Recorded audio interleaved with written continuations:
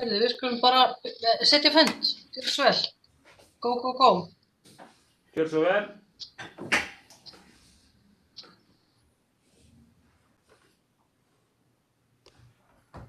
Dóra, við erum komin í beina. Flott þá bara býð ég ykkur velkomin á fund númer 14 íbúðarráð Háaleitis og Bústaðahverfis og þið sem kunna vera að hlusta í beinni útsendingu á Facebook síðu Reykjavíkur. Við býðum ykkur sömuleiðis velkomin á fundinn. Fyrsti liður á dagskrá hefðbundinn. Það eru heimildir til frávika frá skilyrðum sveitarstjórnarlaga vegna neyðarástand í sveitarfélagi. Það eru notkun fjarfundabúnaðar. Svolítið skrítið að vera að tala neyðarástand akkurat núna. Þetta allt saman að létta á þessu og neyðarástandið í gær lítur svona neyðin vera annars staðar en akkurat í sambandi við COVID en svona er þetta nú ennþá og þess vegna erum við á fjarfundi. Þannig að þar með bara fyrsta lið lokið. Já, bara formsins vegna þá þetta endurnýjuð heimild frá í bréfinu sem að útsend til dagskrá. Já, einmitt það sem Heimir sagði. Ég ætla að passa mig að segja þetta og hoppa ekki við fyrsta lið eins og ég held ég hafi einhvern veginn gert. En þá lít ég svo á fyrsta liðs í lokið og við getum gengið til annars liðar sem kynning á hugmyndin hverfisskipulag vegna þess að nú stendur það fyrir dyrum og hann Ævar, hann ætlar að segja betur frá því hvernig með hverfisskipulagið í okkar hverfum og hvenær það kemst á dagskrá.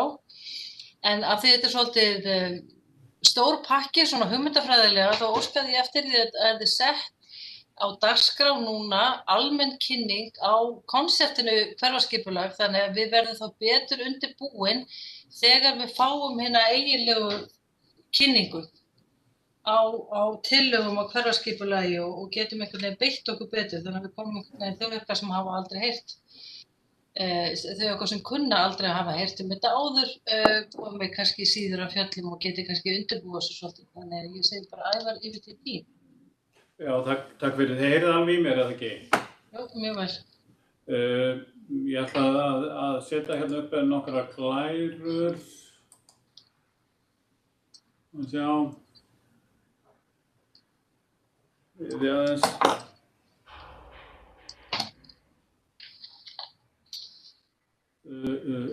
Já.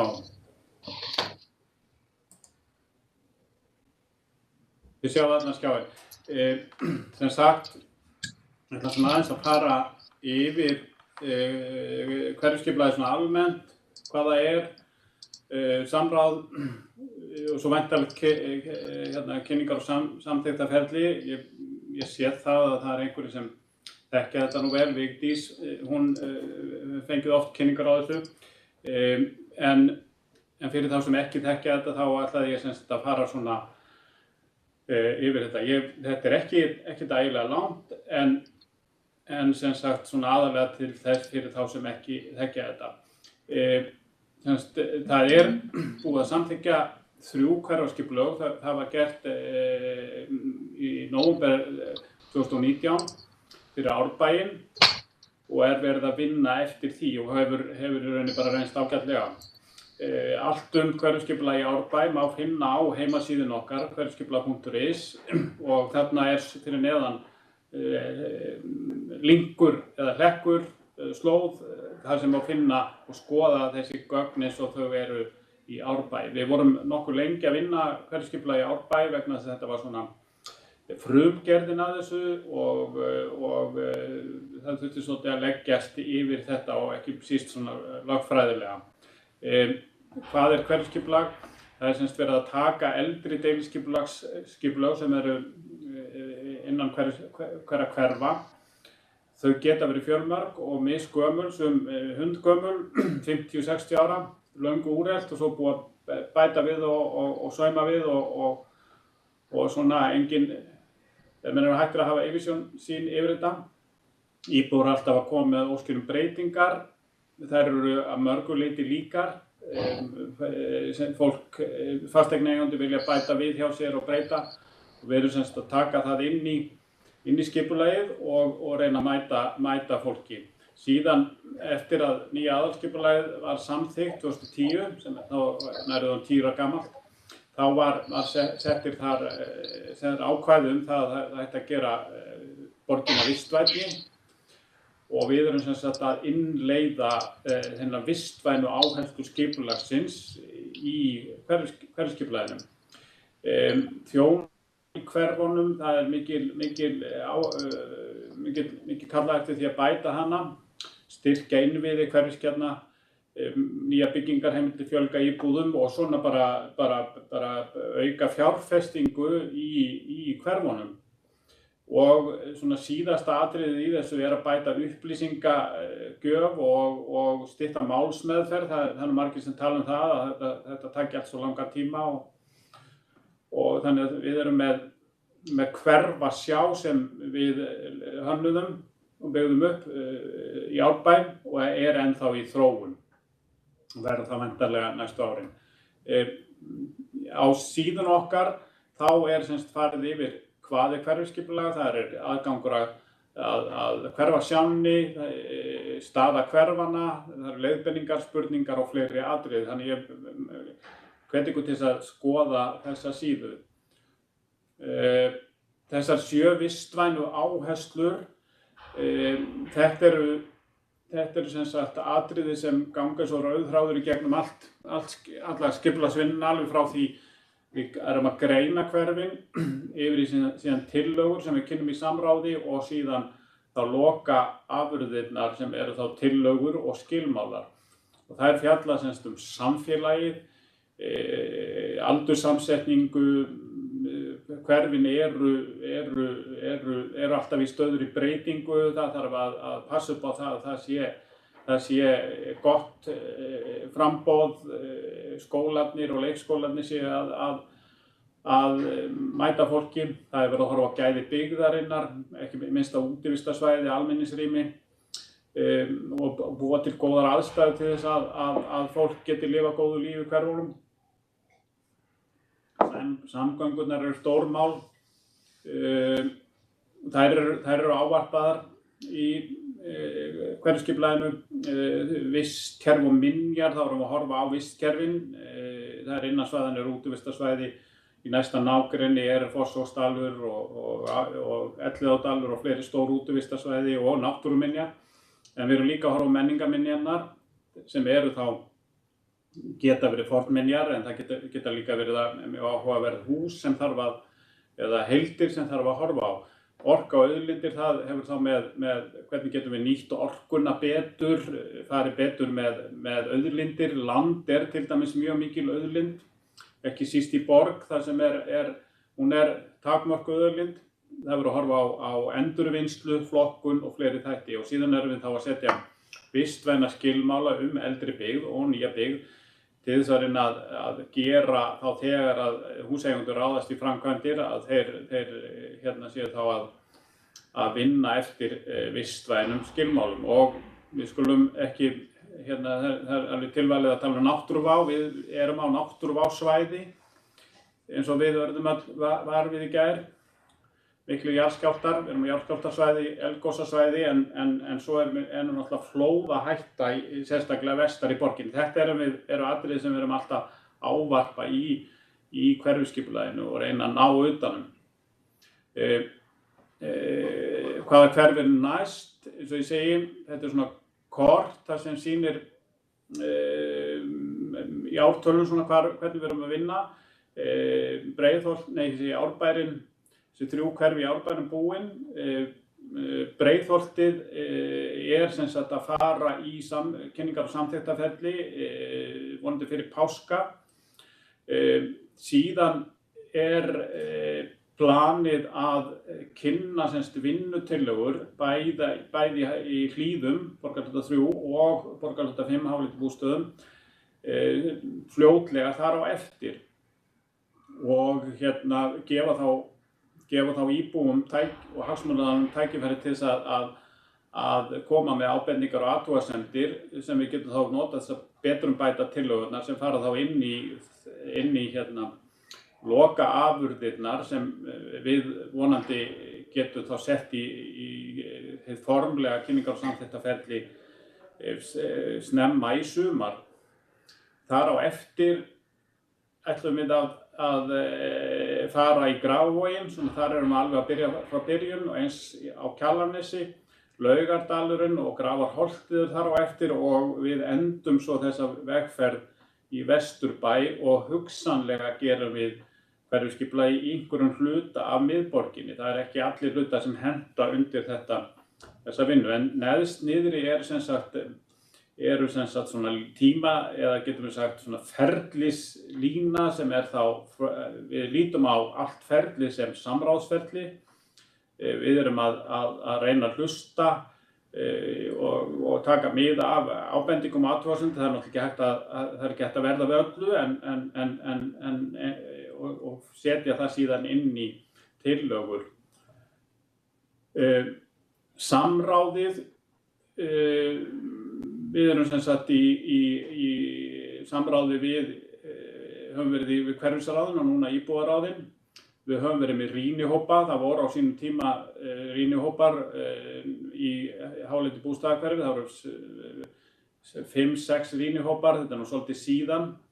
Síðan vorum við með skapandi samráð eða planning for real, það eru þá krakkarnir sem að byggja þessi módel. Það voru allir hverfiskólarnir sem í hálendi bústaðahverfi sem byggðu svona módel og við notum þau á íbúafundum. Við höfum verið með viðveru í hverfunum og þetta ætlum við aftur að gera núna á vormánuðum, að vera með viðveru og gefa fólki í hverfunum tækifæri til þess að hitta okkur, tala við okkur og koma á framfæri athugasemdum. Við erum að innleiða nýtt tæki, við hefum átt erfitt með að ná til unga fólksins. Þetta eru svona sem mæta á fundi eru í eldri kantinum. Þannig að við erum að innleiða nýtt tæki, finnst, sem við keyptum aðgang að sem heitir Maptioner og er sérstaklega ætlað til þess að eiga netsamráð. Þetta er svona eiginlega verið að spyrja fólki gegnum svona skoðanakannanakerfi. Þetta verið að byrja að nota núna í Ártúnshöfðaskipulaginu sem bara í kynningafundur núna og við sem sagt þegar við förum með þessar vinnutillögur eins og við köllum það í bæði hálendi bústöðum og hlíðum, þá verður hægt að skoða þær og gefa álit sitt á þeim í gegnum þetta netsamráð. Við erum sem sagt samráð við einingar og svið borgarinnar sem eiga hagsmuni á svæðinu, það Skipulagsstofnun og síðan þessi upplýsingamiðlun. Þetta svona bara sýnishorn þessi módel, ef einhverjir hafa ekki séð þetta, þá þetta líkan af Ártúnshöfðanum og gert eftir þessu kerfi sem við köllum planning for real eða skapandi samráð. Börnin byggja módel undir okkar leiðsögn og hafa svo tækifæri til að koma skoðunum sínum á framfæri í gegnum svona miðakerfi sem síðan skráð inn í gagnagrunn og nota þá til þess að betrumbæta þær tillögur sem við vinnum með. Þetta hefur tekist vel þessi vinna. Við erum með teiknari, Rán Flýring, hún hefur sem sagt tekið alla þessa miða sem íbúar hafa lagt á líkönnin og teiknað svo mynd af svona ýkta mynd af helstu sérkennum, til dæmis í hálendi bústaðahverfi og sett inn á svona það sem fólk hefur verið að segja. Þetta svona notað sem svona uppfyllingar og skrautefni í þessi gögn sem við erum að gera. Við sem sagt áttum í töluverðu samráði við íbúa í hálendi bústaðahverfi á árunum 2015-17. Eftir það þurftum við að einblanda okkur á Árbænum til að klára það. Það samráð tekið saman í skýrslu sem heitir Íbúasamráð íbúaþátttaka og samráð og við munum kynna hana samhliða því sem við kynnum þessa vinnutillögur. Það hægt að skoða allt það sem íbúar, skólakrakkar og íbúar hafa lagt af þessum miðum sem það lagði á þessu líkon á þessari slóð hérna sem heitir hverfiskipulag.is miðasjá og þannig þetta reynt að hafa þetta eins og opið og gagnsætt eins og kostur Þetta eru svona bara nokkrir punktar úr hérna þessum athugasemdum og ábendingum sem komu fram í þessu samráði 2015 til 17. Það voru mjög háværar raddir þar bættar almenningssamgöngur. Sko bæði innan borgarhlutans og milli borgarhluta. Þetta svona hluta til málefni sem hjá Strætó og ekki hjá okkur. Það var mjög mikið talað Miklubrautina, hávað á mengun í kringum hana. Upp úr þessu samráði spratt þessi vinna sem nú hefur endað í samgöngusáttmála og í rauninni búið að stofna heilt félagum, meðal annars það að setja hluta Miklubrautin í stokk. Það hefur verið að tala framsvæðið, hvað á að gerast þar, þið þekkið það væntanlega. Það var óskað eftir fjölgun á búsetutækifærum. Bæta tengsl milli hverfanna, þar sé yfir stofnbrautirnar, þetta öryggisatriði og sko að efla kjarnan í hverfinum, þannig að fólk geti meira verslað á heimaslóð. Það mikil eftirspurn eftir sundlaug, það eru fegra göturými, gang- og hjólastígabættir, hljóðvist, grenndarstöðar, kennileiti í hverfinu, hækkun fjölbýlishúsa til þess að bæta aðgengi og hverfisett. Þetta svona helstu atriðin sem við erum þá í þessum vinnutölugum sem semst verið að vinna. En því miður get ég ekki kynnti fyrir ykkur núna vegna þess að það þannig að við þurfum fyrst að fara með það inn í umhverfis- og skipulagsráð og síðan kynnum það fyrir ykkur og svo opinberlega. Það svona hinn eðlilegi gangur í þessu. Það sem búið að leggja línurnar svona flestar þessar afurðir sem kom út úr þessu. Í Háaleiti bústaðahverfi verður 4 hverfi, þannig að það verða til 4 hverfiskipulag. Það fyrir Háaleiti Múlana og það samanstendur þá að svona almennri greinargerð og stefnu og síðan skilmálar fyrir Múlana og síðan fylgir það með sérstakur uppdráttur. Það Kringlan, Leiti og Gerði, það eru bústaðir og smáibúðarhverfið og síðan það Fossvogurinn og Grófirnar. Þannig að þetta úr þessu verða 4 hverfi.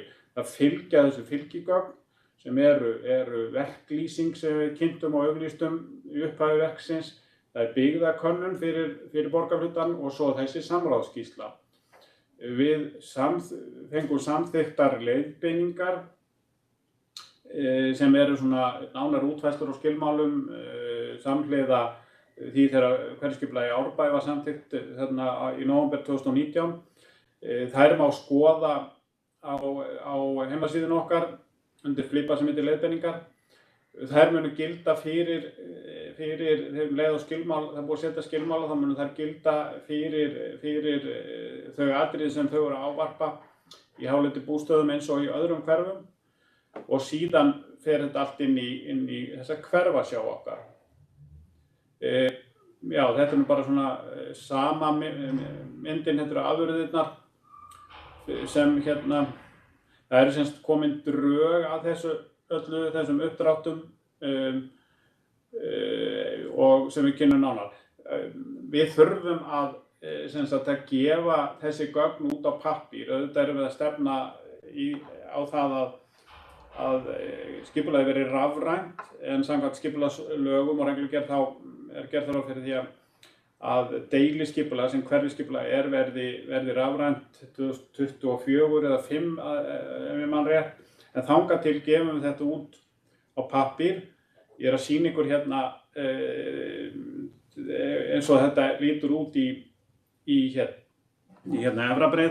Breiðholti, að við pökkum þessum mikla gagnamagni inn í svona öskur, þar sem eitt hverfiskipulag fyrir Seljarhverfi, annað fyrir Neðra Breiðholt og síðan Efra Breiðholt og fylgja þessar leiðbeiningar.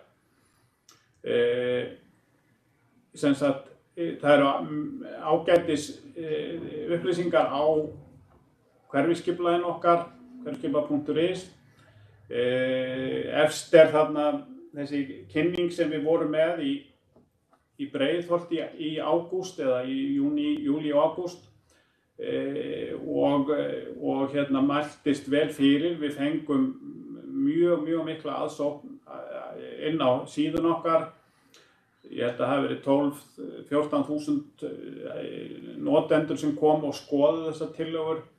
Við fengum mjög góðar viðtökur þegar við vorum með kynningar upp í Breiðholti. Við vorum með viðveru niðri í Mjódd og upp í Gerðubergi og vorum síðan með hverfisgöngur og hittum fullt af fólki. Það er hugmyndin sem sagt núna eftir páska að gera nákvæmlega sama hlutin í Háleiti bústaðahverfi og þá kæmi þarna efst á síðan okkar kynning á nýjum tillögum í Háleiti bústaðahverfi og þá var hægt að fara inn á sérstaka síðu og skoða þær tillögur. Sem sagt staðan á hverfinu sem sagt þessi, það sem sagt verið að vinna þessar tillögur sem við ætlum sem sagt að fara út með svona sem vinnutillögur til þess að fá viðbrögð frá íbúum og hagsmunaaðilum áður en að við göngum frá tillögunum. Hverfasjáin, hún er það er hægt að skoða þar fyrst og fremst það hverfisskipulag sem er búið að samþykkja, það er þessi Árbæ. Það er ekkert annað þarna inni en þá. Það er svona ágætis, ég held að ég sýni nú eitthvað ekki neinn myndbönd, spilast þau, nei þeir spilast ekki. En þetta er allt saman á síðun okkar. Við mæli með þeim. Já, ég ætla aðeins að fara yfir hvernig þetta er byggt upp. Skilmálarnir, það eru 40 skilmálaliðir í hverju hverfisskipulagi og þeir eru flokkaðir undir þessar lykilstoðir. Það eru samfélagið, mannvirkin, gæði byggðar, orku, auðlindir, vistkerfi og minjar, samgöngur og náttúruvá. Samfélagið, þá er til dæmis allt starfsemi í hverfinu. Hvar má vera með atvinnustarfsemi, til dæmis íbúðarhúsnæði, verslun og þjónusta, fjölgun íbúða, lýðheilsu. Síðan er þetta stærsti þátturinn, það er þessi skilmála fyrir mannvirki. Við þurfum að yfirfæra til dæmis eldri byggingarheimildir sem ekki hafa verið nýttar. Það er þannig að samkvæmt svona túlkun lögfræðinga á eignarréttinum, þá á húseigandi sem hefur fengið skipulagsheimild, hann á hana, við getum ekki tekið hana á honum og við þurfum að yfirfæra hann í nýtt skipulag og ef hann hefur til dæmis ekki byggt, við segjum að hann hefur fengið lóð þar sem var heimilt að byggja 200 fermetra og hann þurfti ekki að byggja nema 150 fermetra. Það þýðir hann á 50 fermetra inni og þetta getur hann byggt sem sagt seinna. Síðan setjum við hann inn viðbótarbyggingarheimildir víða og síðan aðra skilmála svalir, svalarlokanir, þakbreytingar, útlitsbreytingar, kjallara, niðurrif, tæknibúnað og hvernig á að fara með ósamþykktar framkvæmdir. Síðan kemur þetta með gæði byggða, það eru lóðarhönnun eða lóðamörk útfærsla lóða og ljósvist, hljóðvist, ef við erum að setja skilmála að það þurfa að bæta hljóðvist á einhverjum slóðum, þá kemur það fram í þessum skilmálum. Hér er svo meðhöndlun úrgangs, rafhleðslustæði, deilibílastæði, undir vistkerfi og minjar og blágrænar ofanvatnslausnir, verndun, fornminjar og náttúrusérkenni og síðan undir samgöngur þá þetta með almenningssamgöngur, götur og stígar en líka bílastæði. Það eru sem sagt 3 atriði og þá einhvern 2 sem við yfirfærum úr eldra deiliskipulagi. Það eru ónýttar byggingarheimildir sem eru í eldra skipulagi og svona aðrar kvaðir og síðan eru það bílastæðaréttindi. Við erum ekki að bílastæðaréttindi, það er að segja ef það stendur í eldra skipulagi að það megi vera 2 bílastæði á lóð eða 50 eða eitthvað, þá yfirfærum við það yfir í skilmála hverfisskipulagsins. Þannig að við erum ekki að taka neinn bílastæði af neinum. Hverju hverfi skipt upp í sérstakar skilmála einingar. Þetta nú bara mynd hérna úr Breiðholtinu, þannig að hérna Bakkablokkirnar til dæmis, ef þið þekkið það, þær fá sérstakar skilmála. Hérna raðhúsin sem eru hérna í bökkunum, þau fá sérstakar skilmála og svo hérna sérbýlishúsabyggðin í Stekkjónum fær sérstakar skilmála. Við vinnum þetta í svona sérstöku baklandi sem við köllum, sem svona app og setjum skilmálana þar og prentum út þessi gögn út úr þessu appi og þetta hefur við sérstaklega verið þróað fyrir þetta verkefni og þetta tengist á beint inn í þessa hverfasjá sem við erum að vinna með. Fyrir svona húseigandan þá snýst þetta alltaf það hvað má ég gera við mína eign og við erum sem sagt í þessu hverfisskipulagi þá svona prinsipið það að setja stækka byggingareiti, heimila þar sem það á við samkvæmt ráðleggingum frá okkar ráðgjöfum, það sérstakt ráðgjafateymi, þverfaglegt ráðgjafateymi sem vinnur til dæmis með hverfisskipulagi í þessum 4 hverfum í háleiti bústaðahverfi. Við erum þá að setja skilmála hvar má byggja ofan á, hvar má byggja hús í garði, byggja viðbyggingar og þar fram til götunum. Það eru sérstakt áhugamál mitt eru þessi fjölbýlishús sem var byrjað að byggja hérna stutt eftir stríð, svona modernistisk fjölbýlishús sem eru svona langsamlega flest 4 hæða. Þau eru öll lyftulaus. Þetta ég held síðast þegar þetta var talið þá voru þetta það bil 10–12.000 íbúðir í þessum húsum. Þau voru byggð eftir byggingarreglugerð frá 1964 sem sagði að ef þú byggðir hærra hús en 4 hæðir þá þurftir að setja lyftu. Sem þýddi það að meira minna öll fjölbýlishús á Íslandi á ákveðnu tímabili frá 1964 og upp að þangað til byggingarreglugerðinni var breytt þarna í kringum 2000 voru 4 hæða. Þessi hús hafa lítið breyst, það hefur lítið verið byggt við þau, meðan það verið að byggja við og breyta sérbýlishúsum, þá hafa þessi hús lítið breyst. Við viljum setja skilmála, þannig að húsfélögin sem ráða yfir þessum húsum geti bætt aðgengi, til dæmis með því að setja lyftu. En til þess að fjármagna þessa lyftu þá fá þau heimild til þess að bæta við einni hæð ofan á og jafnvel í einhverjum tilvikum að byggja á lóðinni aðrar einingar. Við teljum að þetta sé sem sagt áhugavert. Þetta hefur verið gert víða erlendis og gefist vel.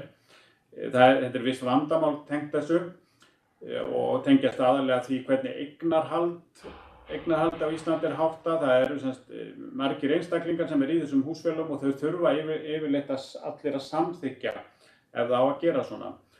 Þar sem eru heil félög eða félag sem á alla blokkina, þar þetta miklu viðráðanlegra.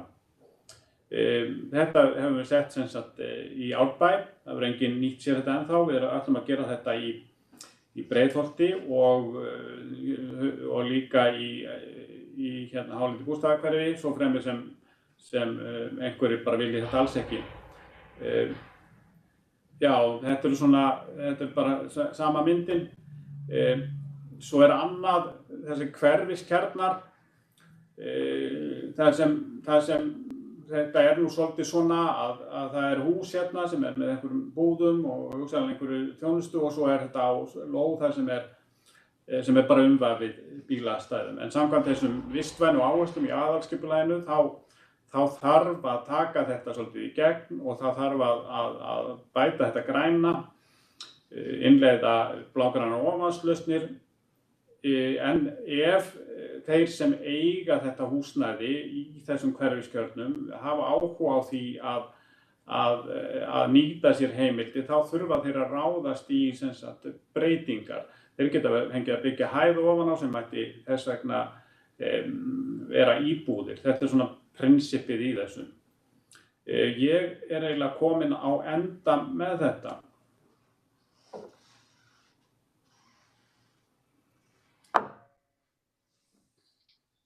Þá segi ég bara takk kærlega fyrir þetta. Þetta var mjög áhugavert. Ég vil að ég hafi heyrt sumt af þessu áður, en ég gerir ráð fyrir að allavega einhverjir ráðsmenn hafi verið að heyra margt af þessu í fyrsta sinn og við verum bara klárir í slaginn þegar við fáum kynninguna með öllum smáatriðum og tillögunum. Viltu nefna það aftur hvenær það líklegt að við fáum það kynningu? Var það í apríl eða maí heldur við? Já, sko við erum að setja hverfiskipulag í Breiðholti í formlega kynningu. Það alveg gríðarlega umfangsmikið. Þetta eru á 1500 blaðsíðna í þessu. Þannig að við erum að bara ganga frá þessum gögnum. Þegar það komið í formlegt ferli, þá öllum við að opna þessa kynningu sem byrjar með kynningu í ráðinu og svo íbúðaráðinu hjá ykkur og svo ætlum við þá að setja þessi gögn á vefinn og reyna að vera einhvers staðar á góðum stað með kynningu þar sem við getum hitt fólk. Ég að sjá fyrir mér svona eftir páska, þess svolítið eftir hvernig eitthvað gengur með Breiðholtið eftir páska sem sagt í apríl-maí geti verið. Já, við erum að hitta sko í lok, það uppsetningardagur, okkar hefðbundin dagur, þannig að við erum að hittast alveg í lok apríl. Já. Þannig að það þá frekar líklegt. Mér finnst það líklegra sko. Já. Svo líka þá orðnar auðvaldari gerir ráð fyrir þessar sóttvarnir þannig að það sé betra að vera á einhvern stað og hitta fólk. En þar við erum með hugmyndir það að fara í svona hverfisgöngur hverfin ykkar og fleira og fleira. Já, spennandi. Það er skemmtilegt. Já. Þá ég taka þetta niður? Já. Það erum þetta ágætt að fá þessa kynningu. Ég skal senda ykkur þessa glæru, sko. Já, frábært. Gott að fá þar. Og við vitum þá öll hvað við ætlum að lesa svona yfir páskana. Það er hverfiskipulag.is. Já. Kynna ykkur það vel. Þú getum við senda æfari posti við skilningi eitthvað. Heyrðu, gott mál. Þá bara þakka ég kærlega fyrir og við göngum til bara næsta dagskrárliðar. Ég yfirgef fundinn þá. Já. Takk fyrir. Takk fyrir kærlega. Sjá.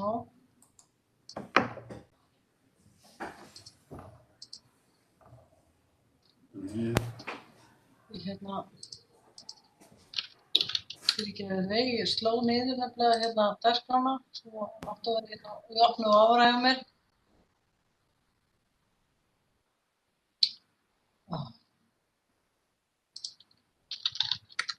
Það er starfsemi frístundamiðstöðvarinnar? Já, það er kynning. Ég fæ ekki. Já, það er rétt. Það er þriðji liður á dagskrá starfsemi frístundamiðstöðvarinnar. Frístundamiðstöðvarinnar Kringlumýrar. Þetta er hálfgerð tungubrjótur. Hver var það aftur heimir sem ætlaði það? Það er hann Haraldur. Haraldur, er hann hérna? Jú, blessaður Haraldur. Jú, hann er komin. Góðan daginn. Haraldur, ég gef þér bara orðið, gjörðu svo vel. Já, kærar þakkir og takk fyrir að gefa mér tækifæri að kynna fyrir ykkur Kringlumýri, þessi skemmtilegi tungubrautur. En við erum að starfa í frístundamiðstöðinni í Kringlumýri í Laugardal háleitubústaðahverfi og ég ætla kannski að henda upp fyrir ykkur smá glæru, svo við sjáum.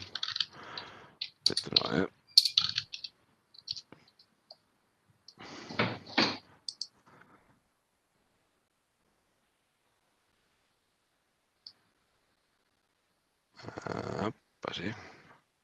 Er þetta ekki komið cirka bát núna? Jú. Frábært. Herri, já, og við stórum í Laugardal háleitubústaðahverfi. Ég ætla kannski að sýna ykkur bara strax þetta það svæði sem við störfum á í raun og veru.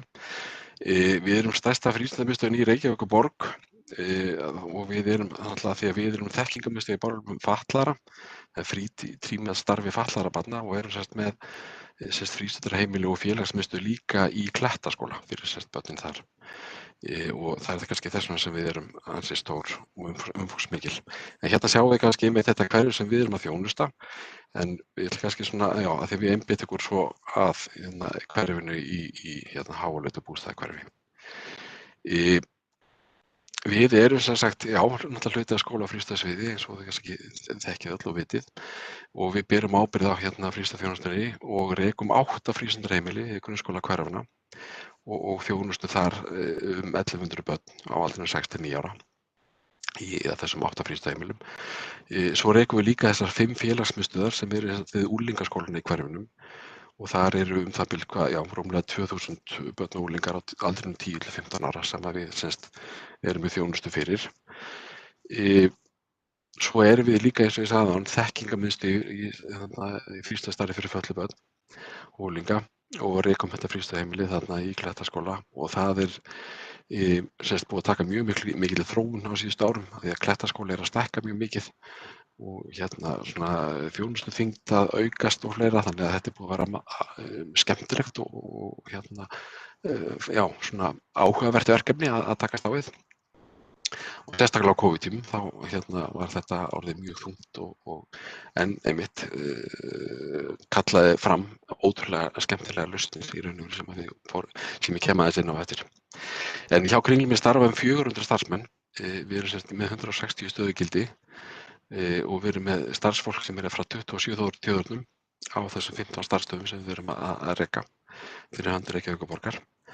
Já, og skrifstofan við erum á skrifstofu í Síðumúla 23, við erum í tímabundnu húsnæði þar, lentum í smá raka og miklu vesinni á staðnum sem við vorum á, þannig að við þurftum að flytja okkur úr því húsnæði og yfir í annað húsnæði, skrifstofu húsnæði Síðumúlanum. Og við í Kringlumýri, við settumst niður á sínum tíma og settum okkur gildi sem við störfum eftir. Og í raun og veru þessi 3 gildi sem fagmennska, gleði og fjölbreytileiki það sem við leggjum áherslu á í öllu okkar starfi, hvort sem það eru frístundaheimili, félagsmiðstöð eða sértækastarf eða hvað sem það er. Og það kannski nefna það einmitt að þekkingarmiðstöð hlutin þetta aðeins stærra og meira heldur en bara að reka frístundaheimili og félagsmiðstöð. Við erum líka með ráðgjöf fyrir öll frístundaheimili Reykjavíkurborgar og félagsmiðstöðar varðandi börn sem þurfa á stuðningi að halda í frítímastarfinu, hvort sem það eru félagsmiðstöðvar eða frístundaheimili. Og erum í raun og veru kannski hluti af skrifstofunni að því leytinu til að þekkingarmiðstöðin sem starfar líka fyrir skrifstofu skóla- og frístundasviðs, þó staðsett hjá okkur. Og þessi fagmennsku og gleði og fjölbreytileiki, þetta er það sem við leggjum áherslu á alltaf þegar við tökum einhverjar nýjar ákvarðanir, erum að innleiða einhverjar nýjar hluti, þá þetta þau gildi sem við viljum starfa eftir og leggjum alltaf til grundvallar í öllu því sem við erum að gera. Við erum, eins og ég sagði áðan, við erum með mikið af starfsfólki og við erum með mikið af ungu fólki. Af þessum 400 starfsmönnum þá einungis við erum 60 starfsmenn sem eru í fullu starfi, þannig getur þið ímyndað ykkur hvað eru margir sem eru í hlutastarfi. Og við tökum alvarlega að við erum í raun og veru oft jafnvel fyrstu vinnustöðum starfsfólksins og við erum líka með einmitt mörg þjóðerni. Þannig að við ákváðum að búa til samskiptasáttmála innan allra starfsstaða Kringlumýrar. Og ég ætla aðeins að sýna ykkur einmitt þetta við fórum í þessa vinnu með öllu okkar starfsfólki, að þau settust það hvað það sem skiptir máli þegar við erum að vinna saman, hvað það sem að skipta mestu máli. Við sem samstarfsfélagar og þetta voru þessi 6 þættir sem að stóðu upp úr: samvinna, hlustun, skilningur, jákvæðni, virðing og ábyrgð. Og þetta það sem að við leggjumst alltaf yfir að hverju hausti og öllum okkar starfsstöðum, starfshóparnir hver fyrir sig, og skoða svona hvernig sáttmála viljum við vinna út frá þessum 6 gildum. Þannig að og þetta við höfum tekið eftir því að þetta hefur skilað sér niður í meiri starfsánægju innan okkar starfsstaða. Þannig að við erum ótrúlega ánægð með hvað þetta að virka hjá okkur. En markmiðin okkar, við erum náttúrulega bundin þessum stefnum Reykjavíkurborgar sem náttúrulega hið besta mál, og við störfum náttúrulega eftir frístundastefnu Reykjavíkurborgar þar sem þessir 5 þættir eru svona meitlaðir í stein: fjölbreytt og skemmtilegt, virk þátttaka, jöfnuður, forvarnir og lýðheilsa og svo fagmennska. Og þetta það sem við innleiðum inn í allt okkar starf í raun og veru þegar við erum að ráðleika fólk og allt þetta.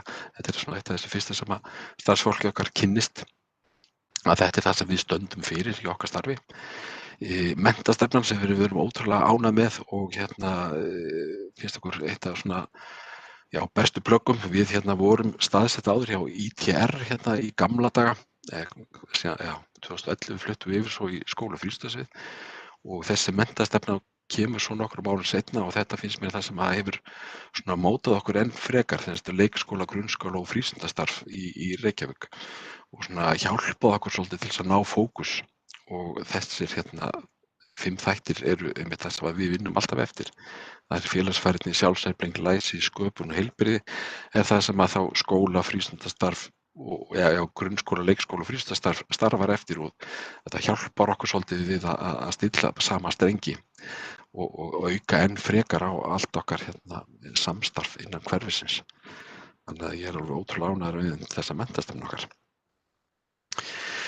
Fleira sem við störum með þetta, það náttúrulega starfaskrá frístundamiðstöðina, það var búin til á sínum tíma og þar leggjum við upp með þessa 3 uppbyldisgildi: forvarnagildi, menntunargildi og afþreyingu. Ég reyndar ekki ánægður með þessa afþreyingu, mér finnst það ekki nógu lýsandi, af því að en þetta náttúrulega raun og veru líka bara að hafa svolítið gaman af því sem við erum að gera með börnum og úlingum. En lykilfærnin í því sem við erum að vinna með börnum og úlingum er þessi 4 þættir, þessi sjálfsmynd, umhyggja, félagsfærni, virkni og þáttaka. Og það það sem að við viljum endurspeglast í öllu okkar starfi með börnunum okkar og úlingunum.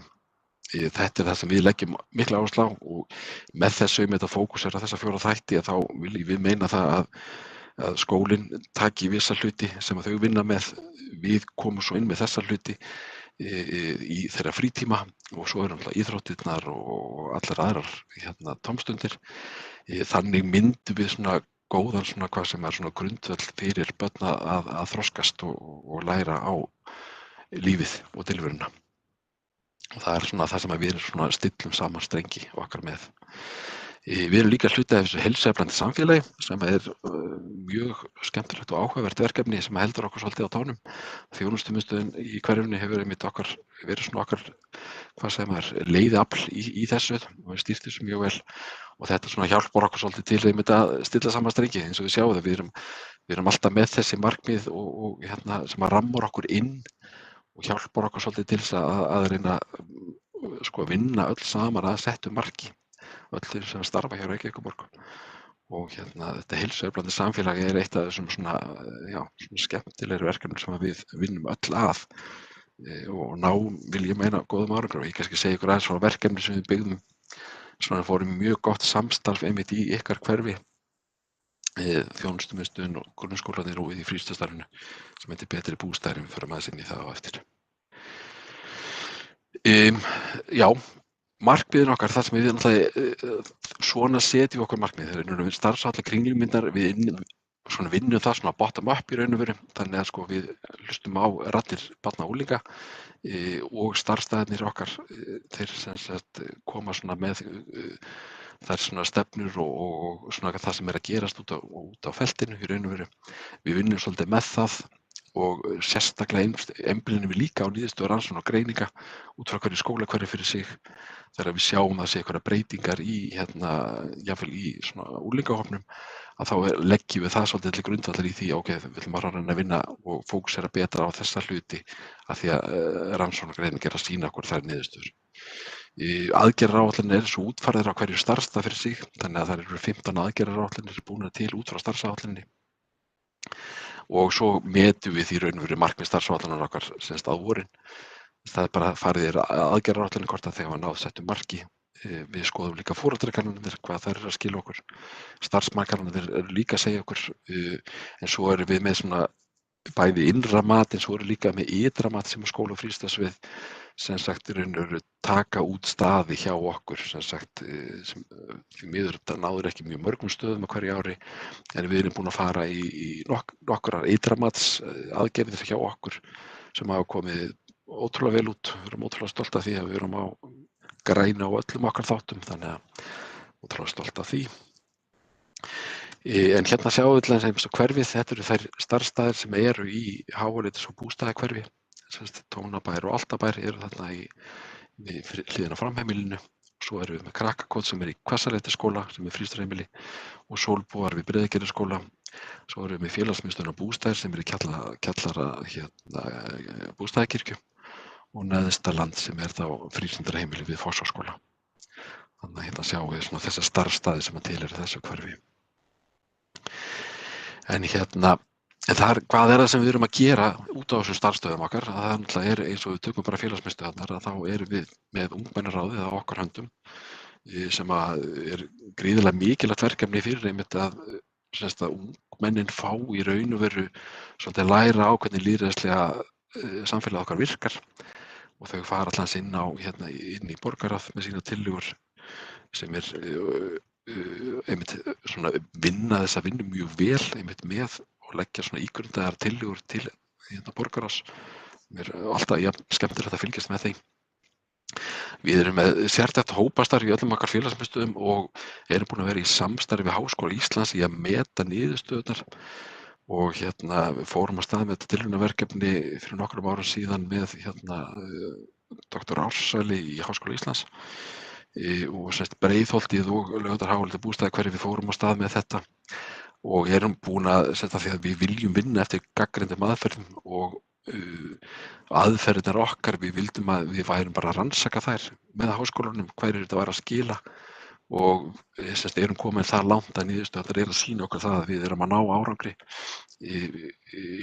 Eins og Ársæll orðaði þetta þannig að í raun og veru ef að lyfjafyrirtæki væri búin að með þessa niðurstöður sem við værum með þá væri við orðin bara ansi rík af því að niðurstöðurnar voru það jákvæðar, bæði með sjálfseflingu og kvíða og ánægju og bara fullt af þáttum sem við skiljum vel. Vettvangsstarf, við erum að vinna þar með félagsmiðstöðvarnar og á föstudagskvöldum sérstaklega eru svona aðeins að röltin hverfi og skoða og erum að reyna að vinna svolítið með foreldrafélögunum þar. Við erum að skoða hvar eru hópamyndanir ef þar eru eitthvað staðar og reyna að kortleggja svolítið svona hvað krakkarnir eru að gera svolítið svona eftir að félagsmiðstöðvunum lýkur. Svo erum við með kynfræðsluverkefni verkefni sem í gangi akkurat núna sem svona skemmtilegt fræðsluverkefni með Réttarhaldsskóla og heilsugæslunni. Þetta mjög þarft verkefni sem að fara inn í með svona ólíkum svona þáttum í raun og veru þess að ná svolítið betur utan þetta öll þessi svona klámvæðing og fleira sem verið og bara samskipti kynjanna sem hefur verið að nálgast þetta með aðeins nýjum hætti sem við erum mjög spennandi að taka þetta og erum að fara að þróa líklega, erum að fara að sækjum styrki til þess að fara að þróa þetta verkefni ennþá lengra en það kemur ljós í samstarfi við þær kona sem að fara í doktorsnám og ætlar að rannsaka þessa hluti með okkur. En meira það kannski seinna þegar það kemur. Við erum með réttindafélagsmiðstöð, fyrsta réttindafélagsmiðstöðin á Íslandi sem byggð á því að sem byggð á barnasáttmála Sameinuðu þjóðanna og það fór vinna í gang fyrir 2 árum síðan og erum fyrsta félagsmiðstöðin sem réttindafélagsmiðstöð sem í Laugalækjarskóla. Svo erum við að fara á fullt með rafræna félagsmiðstöðvar sem að COVID hjálpaði okkur svolítið við að hrinda af stað, það sem við erum að ná svolítið til einstaklega líka sem eru kannski ekki sérstaklega virkir og erum að reyna svolítið að ná þeim inn í svona, með rafrænum hætti inn í félagsmiðstöðvarstarf og félagsstarf í raun og veru. Og svo höfum við verið með viku 6 sem það kannski tekið eftir það sem var einmitt kynfræðslu vika.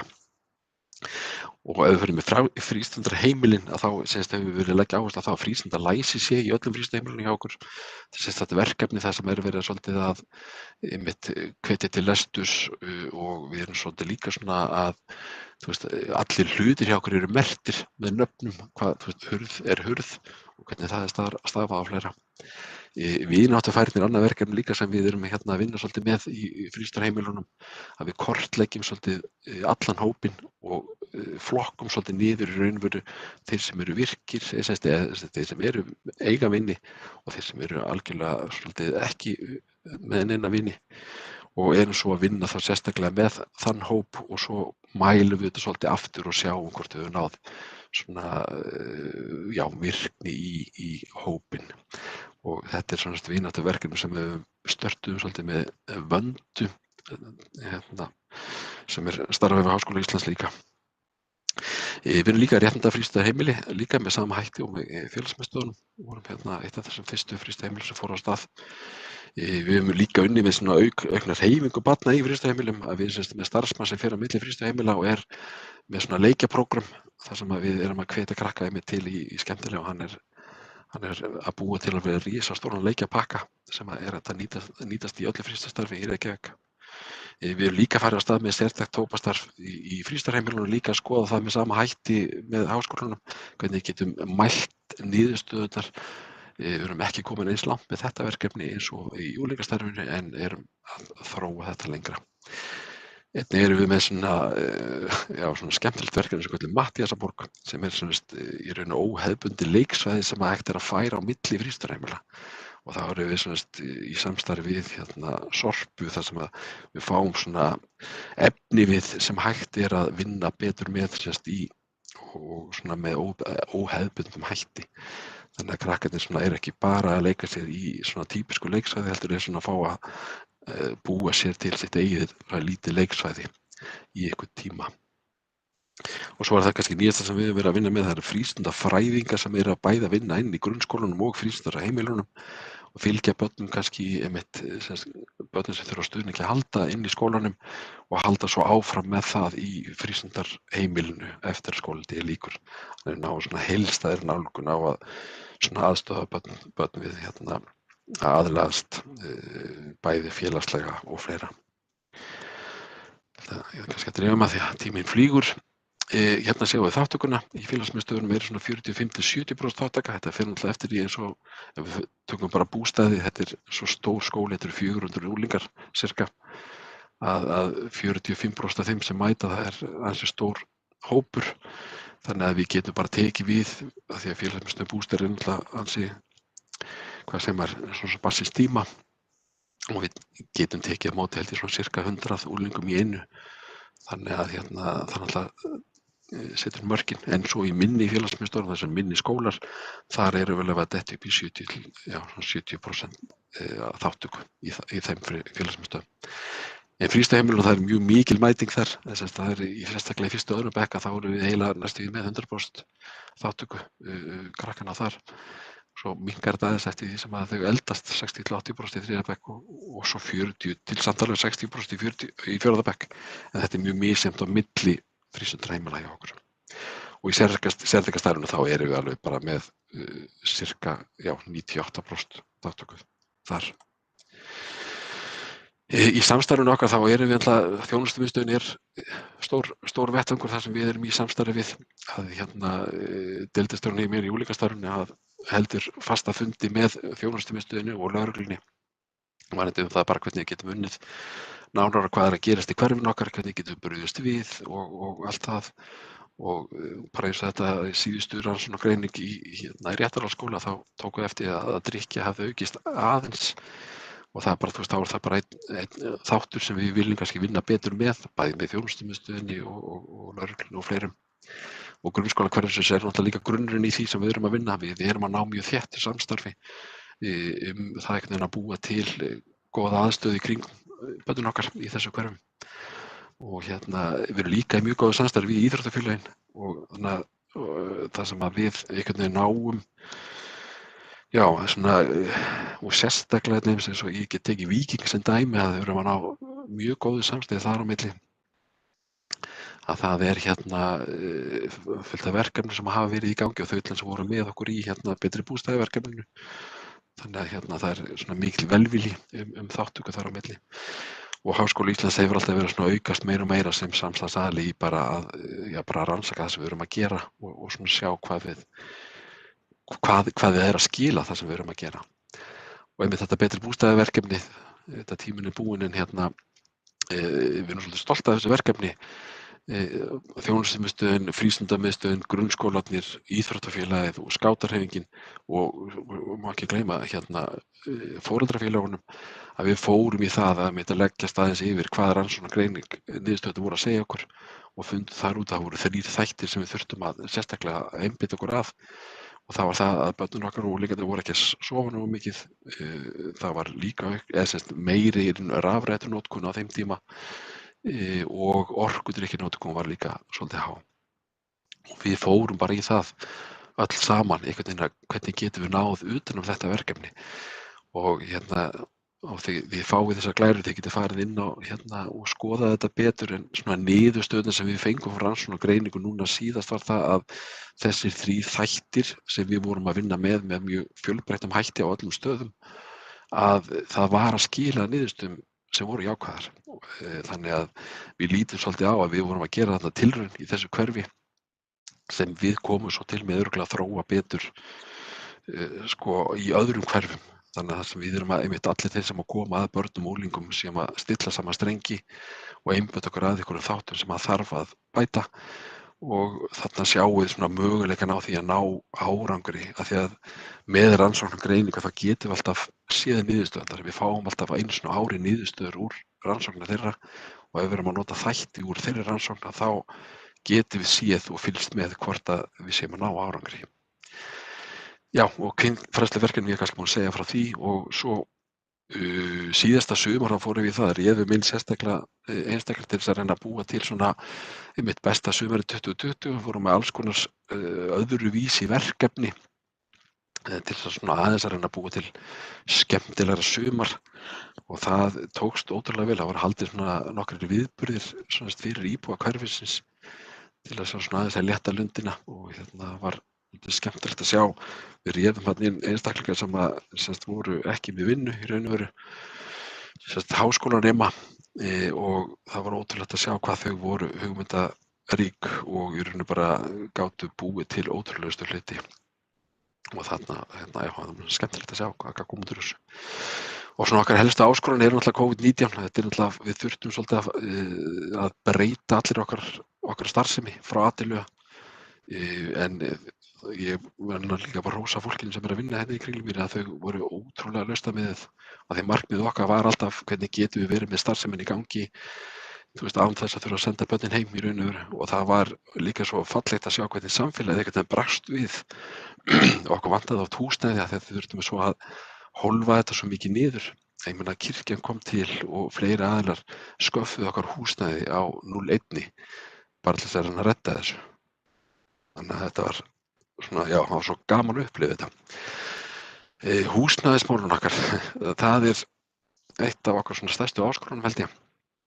Starfsemin okkar alltaf að stækka meira og meira og allir held ég skólarnir í okkar hverfum eru sprungnir. Sem þýðir það svolítið að frístundastarfið líka svolítið, já, að við erum svona að nota kannski húsnæði sem við erum ekki stolt af en erum svona að reyna að finna lausnir í því hvernig við getum komið þessu öllu saman fyrir í húsnæði sem við hæfi. En þetta náttúrulega langtímaverkefni, það náttúrulega þarf einhvern veginn að, já, þetta svona stórt og mikið verkefni sem að held ég svona never ending story, svo ég sletti nú aðeins. En þetta flókið verkefni og sem við erum ekki komið lausn á. Svo það alltaf sem svolítið hjá okkur, reyndar var það kannski ekki síðasta haust, það sem atvinnuleysi var kannski meira lagi hjá okkur, að við höfum ofta átt erfitt með að manna á haustin, að þetta svo margir starfsmenn sem við þurfum að ráða inn á hausti eftir sumarið.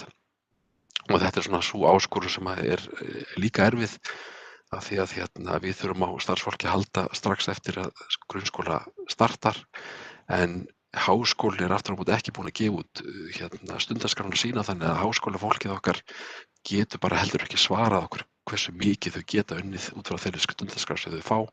Þannig að við lendum alltaf í einhverju vikna og stundum mánaða vesinni í það að ná að koma öllum börnum inn.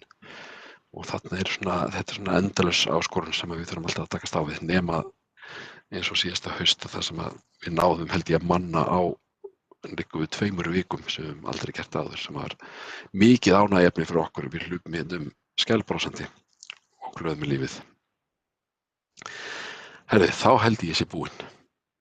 Eru ykkur spurningar? Takk fyrir þetta. Þetta frábær kynning. Ég verð nú að segja að mér bara datt ekki í hug að við verðum 400 starfsmenn og ég veist stöðugildin að fara ég hefði sagt svo já, kannski ekki 800-420 en þetta rugglaði aðeins myndin en 400 manns, það bara heil hera fólki, sko, það bara rosa mikið. Já, þetta stórt og mikið verkefni, en það náttúrulega líka kannski út af því að við og ég reyna að ná niður klærunum, ég bara geta það ekki. Ekki hvernig ég að gera þetta. Hvernig að hætta sér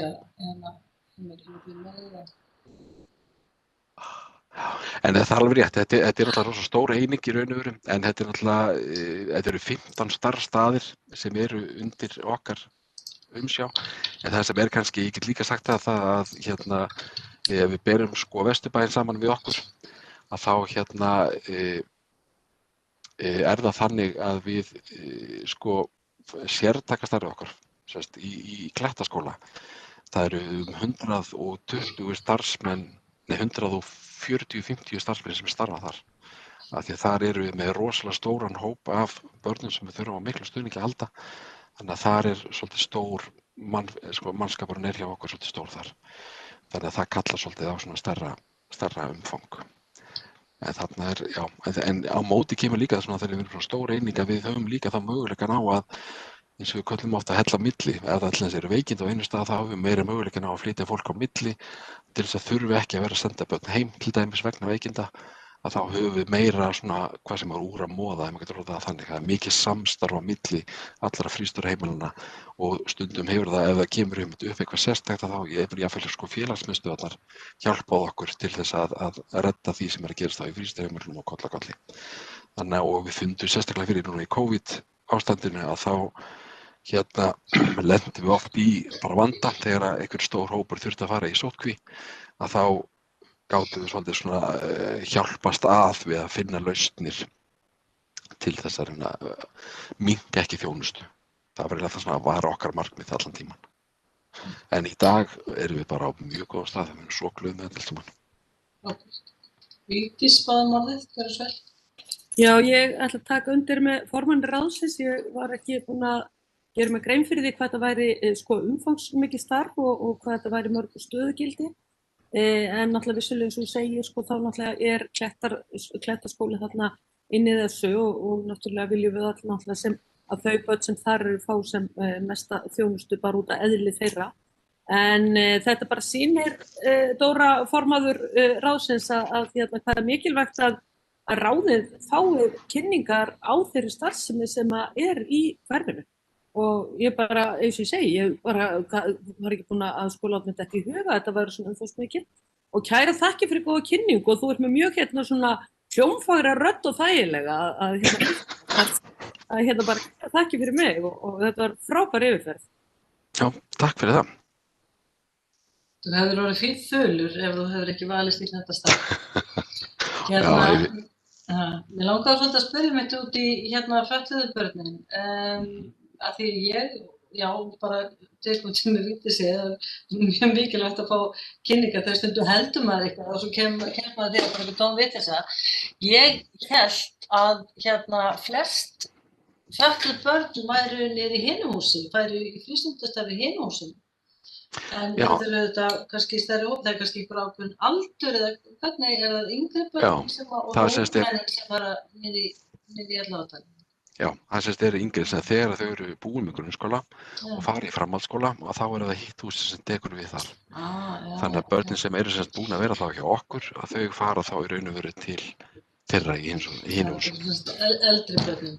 Já, þess að þetta er raun og veru ITR, eins og segi, fyrir 2011 þá voru við hluti af ITR líka, en svo fluttum við sem sagt bara upp að 16 ára aldri yfir í skólafrístundasvið, en hitt húsi varð eftir hjá ITR í raun og veru og er ennþá, þetta er eina ungmennahúsið í Reykjavík og þau eru þá líka þá með börn, fötluð börn sem sagt þar, eða unglinga, ungmenni rétt og sagt. Já, mér skilst að séu líka hérna að fá börn bara öðrum sveitafélagum því að starfið er svo flott og sérstakt. Já, sko, Klettaskóli er náttúrulega eini sérskólinn á Íslandi, þannig að við erum með hjá okkur, í okkar starfi erum við með börn frá Hafnarfirði, Kópavogi, Vogum, við erum með frá Mosfellssveit, við erum í raun og veru bara með Stór-Reykjavík plus. Já, okay. Og þetta er sérst í raun og veru í Klettaskóli í dag held ég síðan 130 einstaklingar frá 1. til 10. bekk og þau eru að koma frá, já ég held að sé hvort það séu 60% af þeim sem eru úr Reykjavík, restin er þá úr nærsveitarfélögunum og Klettaskóli er með þetta er eini sérskólinn á Íslandi í raun og veru og er með ráðgjöf fyrir alla grunnskóla Íslands í raun og veru í þessum málum. Hérna, mér langar líka að hrósa betri bústaðahverfinu, hrósa betri bústaðaverkefninu, ætlaði ég að segja. Og get alveg sagt ykkur að mínu heimili þá hefur bara svona einhvern veginn hefur það sitrað inn á heimili þetta með orkudrekkina og svefnin og umræðið er alls í stað. Ég er með börn á aldrinum 11 til 13 ára og það þurfa að sofa þetta mikið og þau hafa tekið þetta svolítið til sín og hérna maður er með svona no-go stefnu á orkudrykki og kenna þeim að þetta sé alveg skelfilegt og bara byrja á þessu sem allra eins seint og hægt er. Það ætla að fara að drekka orkudrykki á annað borð. Þannig að það hefur farið svona, hefur allavega að skilja sér yfir mitt heimili. En mér langaði aðeins að spyrja út í hvert er einhver stefna, einhver sýn á framhald á því verkefni eða var þetta meira bara svona í eitt skipti og bara gott mál?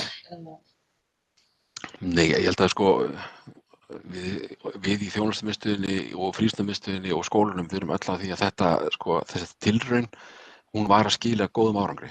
Við lentum náttúrulega í pínu vesinni út af COVID, við náðum ekki alveg að klára alla þætti sem við vorum búin að leggja upp með, en við höfum einmitt rætta, Helga Margrétar og fleiri, að okkur langar svo að halda áfram með þetta og gera þetta stærra meira og nota einmitt sko svona, hvað segir maður, einhverjar niðurstöður eins og rannsóknir gera að skila okkur hverju ári. Þarna getum við séð, þarna þurfum við að taka á þessum málum, eins og bara til dæmi, við vorum búin að ræða það, ég og Helga Margrét, að það eru, eins og vanlíðan stúlkna er meiri heldur en hjá drengja til dæmis og svona pínu misjafnt eftir hverfum, en það er samt meira alls staðar. Þetta finnst mér áhugavert verkefni að takast á við, að við myndum öll stilla saman strengi, hvort sem það er frístundastarf, þjónustumiðstöð, grunnskólar, íþróttafélög eða hvað sem það er, öll til sem að koma að börnum og unglingum, að við séum að stilla saman strengi að ná einhverjum svona markmiðum. Við getum nálgast það bara með ólíkum hætti. Frístundastarfi gera með þessum hætti, skólinn með öðrum hætti, íþróttafélögin með öðrum hætti, en saman erum við samt að stefna einhverju settumarki sem getum við minnkað vanlíðan hjá stúlkum og reynda að finna út úr í hvers vegna er það.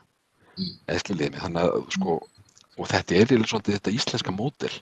Í raun og veru við náðum unglingadrykkju niður á þessum tíma. Ég var að vinna í félagsmiðstöð 91 og í löggunni árið þar á undan. Ég man alveg hvernig það var að vera að vinna það á föstudagskvöldum að bera dauðadrykkjuna unglinga heim. Þarna náðum við með því að stilla saman strengi, en það var líka svo mikilvægt að við vissum. Við vorum að ná okkur árangi. Við þurftum með rannsókn og greiningu sem sýna okkur að þessir aðgerð, hún var að skila einhverju. Og þannig getum við náð að stilla saman strengi. Ég er algjörlega á því. Þannig að okkur langar að fara lengra með þetta. Ég held að við Helga Margrét erum sammála því, við erum rétt að byrja, eða ekki, Helga? Helga, vilt þú eitthvað bjóða betri bústaðaverkefni og hvernig þú sérð framhaldið á því? Já, heyriði í mér, foreldraþorpið kom náttúrulega verulega að þessu verkefni líka og það sem að við erum náttúrulega í samstarfi við HR af því að við leggjum mikla áherslu á það að það var þetta að skila ykkur árangur, hvernig var sá árangur metinn og hann hefur nú getið það, Haraldur, hvernig þetta kemur fram í rannsóknum. En krakkarnir voru til dæmis að því gera svefndagbók og við héldum nemendaþing í skólum og svo héldum við foreldraþing þar sem allir væru á sömu blaðsíðunni. En því miður að þá setti þarna COVID náttúrulega svolítið strik í þetta. En þetta er frábært verkefni og hin hverfin eru alveg ólm að fá þetta yfir til sín, sko. Frábært. Einhver sem hefur athugasemdir eða spurningar? Eitthvað á Facebook úr því sem að einhver verið að... Mér sýnist útsendingi verið eitthvað öðruvísi núna á YouTube en ekki... Hún er á YouTube, en ég er að fylgjast með á YouTube og það er ekkert að sjá þar. Er það fólk að kommenta á YouTube, ekki Facebook síðan? Það er hægt að kommenta á YouTube. Ég er að fylgjast með á öllum stöðum, en það er engin komment komið. Ok. Ég get bara sagt takk, eins og margir hafa sagt, takk fyrir mjög góða kynningu, þetta var mjög fróðlegt og bara kannski stutt, kannski er einhvað að frétta, við fórum alltaf í kynningu og skoðum aðstöðun í bústöðum, er eitthvað að frétta af því eða? Nei. Nei, sko, við erum, sko, það sem að, það er náttúrulega erfiðrið að skoða, það er náttúrulega Réttarholtsskóli er svona verið að veltaði fyrir sig hvort það þyrfti ekki að fara að stækka Réttarholtsskóla og það sem við erum kannski þá að skoða í samfloti er það hvort það sé geta teikna þá bústaði inn í að því við viljum vera sem næst grunnskólanum, við viljum vera til þess að ná betur utanum og ná góðu samstarfi að því við erum í svo góðu samstarfi við skólana að vera sem næst grunnskólanum er það sem við viljum. Þannig að það er sem verið að skoða þetta og bústaðir eru náttúrulega svo mikið barsist tíma að þetta er eiginlega, já, fyndið, en það er annað, en nei, það er stuttarsvarið. Þetta getur nú tengst inn í liðina á undan og við einhvern veginn gert einhver athugasemdir við hverfisskipulagið að það vanti þarna betri aðstöðu fyrir breytingarbústaðahverfi frístundastarfið. En það er rosalega mikið stuð þarna.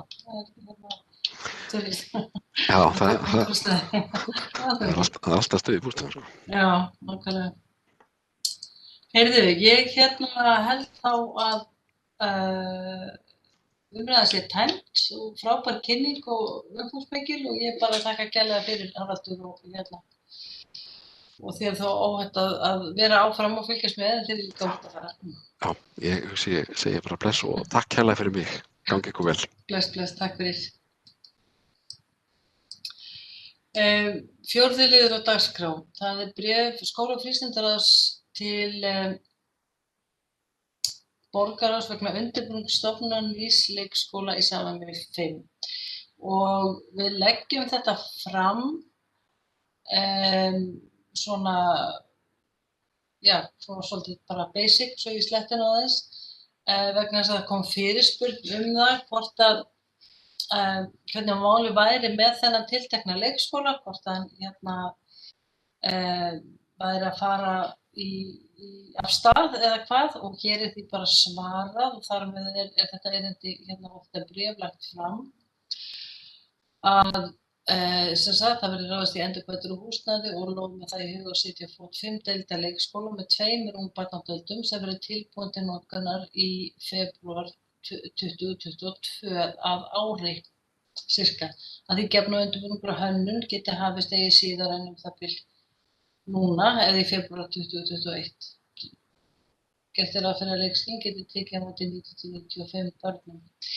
Það var spurt á Facebook hvort að borgin myndi standa við það að taka á móti öllum 18 mánaða börnum og ég bara hreinlega get ekki svarað því hér því það var auðvitað hugsað þetta var auðvitað hugsað sem þrepaskipt verkefni, sem sagt áfangaskipt verkefni.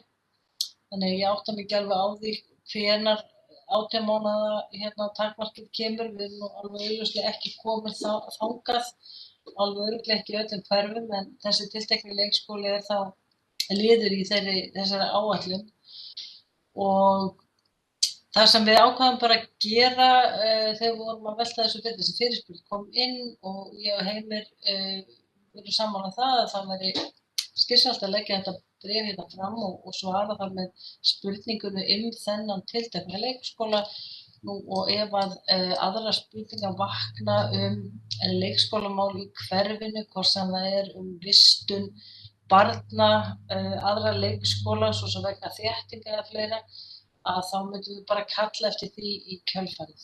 Þannig að ég gef orðið laust ef einhver hefur spurningar.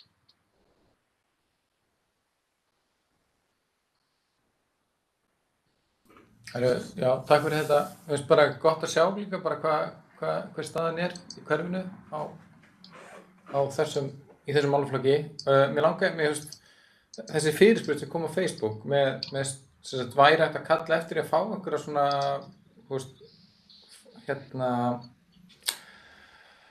hvað segir maður? Hvers fólk má vænta af því að Áætlun. Já, í hverfinu. Bara svo að fólk viti nú líka bara hvernig staðan er. Já, ég held að sé bara, já, ég held að sé bara gott. Þetta brennur auðvitað á ungbarnaforeldrum og skiptir þau auðvitað gríðarlega miklu máli. Þannig að ég held að við ættum bara að gera það. Kalla bara eftir því áætlunum plássfjölgun leikskóla og hvenær 18 mánaða markmiðinu verði náð í háleitu bústöðum og fá bara þá upplýsingar það næsta fundi. Já, það sé ekki bara hreinlegast þá að ef að ráðið vill sameinast að kalla eftir þessum upplýsingum að bara móta formlega fyrirspurn hérna og komi fundagerð. Jú, það bara eitthvað spurtur. Einhver sem hefur einhverjar aðrar skoðanir en þessar eða vill bæta einhverju við. Má ég kannski aðeins Dóra, þetta Vigdís? Já, gjörðu svo vel. Mér finnst alveg snilldar hugmynd sem að hann kom með hann Heimir. Að einmitt með við komum fengum góða kynningu þarna áðan á Kringlumýri að þá það svolítið töff bara hjá okkur, eða ekki töff, ég meina það ekki töff í því, en bara snjallt hjá okkur að sækja okkur upplýsingar inn í ráðið. Þannig að ég skriði þetta hugmynd sem að Heimir var að leggja fram. Já, ok. Ég var að setja þá þannig tjatti. Gústi, myndir þú kannski drafta svona bókun bara stutta? Að ráðið kallar eftir svona yfirliti? Já, ég byrja á því. Já, flottur. On it. Frábært, þá leggur þið hana þá bara fyrir í lok fundar, væntanlega. Og þar með ættum við líka geta fengið svar til þess íbúa sem var að spyrja 18 mánaða markið. Það mikilvægt fyrir okkur að vita þetta. Það kom til 5. liðar sem bréf umhverfis- og skipulagssviðs vegna auglýsingar á tillögu vegna breytingu á deiliskipulagi fyrir Hvassaleitisskóla til framlengingar. Bréfið þetta tilkynnist hér með og ég gerir ráð fyrir að þið hafið að lesa þetta bréf.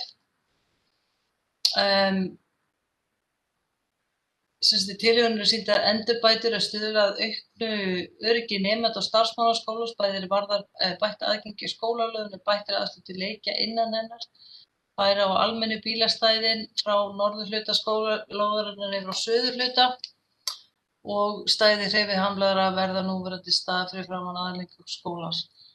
Deili skipulagsmörk verði útvikkuð og skólalóð verði stækkuð auk þess sem komið verður fyrir skólarútustæði og sleppustæði Stórakeldu. Þetta hljómar allt saman afskaplega vel og ég get ekki séð neitt sem að trufla mig við uppdráttin varðandi þetta mál, deili skipulags uppdrátt.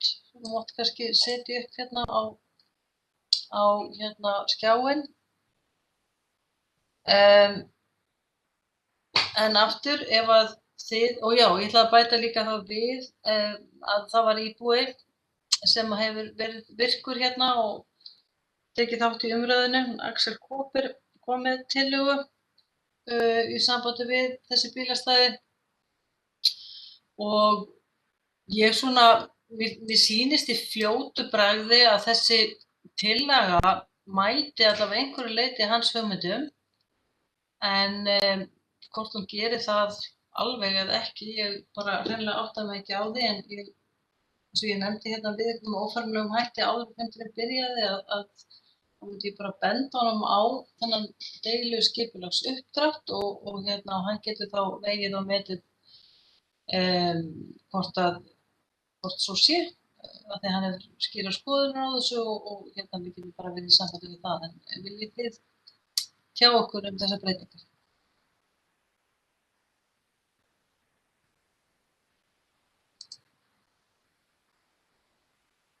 Nei, heyrist ekki og enginn á Facebook eða hvað, eða YouTube, eða öðrum samfélagsmiðlum.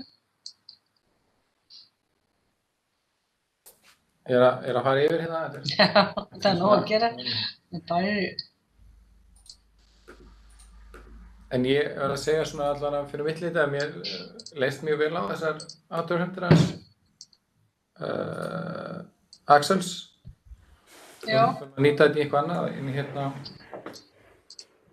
ég veit ekki hvernig við erum að bregðast við því. En nú verðum við að tala í deiliskipulags uppdrættinum og það er verið að færa bílastæði en ekki að fækka þeim. Mér heyrist á honum að honum finnst alltaf mikið af bílastæðum og þannig að ég átta mig ekki á því hvort þetta er fækkun af því að það talaði í rauninni að aðgengi sé betra og útisvæðið sé líka betra, hvort að það sé á kostnað bílastæðana. En ég bara hreinlega átta mig ekki á því, ég var bara að viðurkenna það. Ég legg það til bara að því að hann hefur þetta skýra skoðun og svo hann hefur nefnt þetta áður og bara hann geti þá komið sinni skoðun á framfæri og við getum þá bara brugðist við annaðhvort með tölvupósti eða setja það bara aftur á dagskrá ef okkur sýnir svo. Þetta er vel verið að þetta sé bara, hann hafi ekki séð þennan uppdrátt og þetta sé bara í takti við hans hugmyndir, ég bara átta mig ekki á því. Eruð þið sátt við það?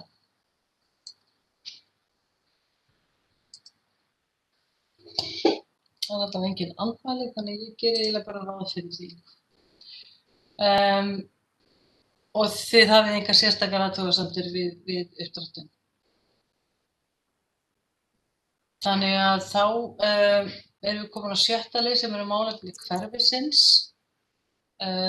Þau hafa auðvitað aðeins komið hérna inn eða hverfið hefur talað ef svo má orðið komast með því að fólk kom með ábendingar og inn á Facebook og við erum búin að koma þeim hérna inn í umræðuna. Jú, ég ætlaði að nefna líka, þetta er eiginlega að verða svona á þessum fjarfundum og fólk tjáir sig þarna inn á Facebook og það eru þá svolítið þessi mál sem eru til umræðu. En það var talað hlut sem að hefur verið í umræðinu áður. Það er þessi fjandans ljós þarna sem að eru við Kringlumýrarbraut Listabraut. Þetta er við erum að fá endurteknar ábendingar þegar hvað eru stutt. Þetta er að trufla fólk alveg rosalega mikið. Við erum búin að senda inn bókun og óska eftir breytingu þar á. Við erum búin að fá svar það að það sé ekki hægt að breyta þessu vegna þess að Vegagerðinni finnst þetta bara fínt og þetta sé bara allt saman ágætt. Sem að ég viðurkenni að pirra mig svolítið. Því að mér finnst bara að þegar það er að koma ítrekkaðar beiðnir og það er alveg ljóst að ljósið er alltaf stórt og fólk kemst ekki yfir og börn komast ekki yfir. Og börn eru bara að taka græna kallinn mjög alvarlega og græna ljósið að það sé ekki hægt að breyta þessu en Þannig að þetta sem sagt erindi frá íbúum málefni hverfisins. Eitthvað sem við taka til orðs, taka til máls.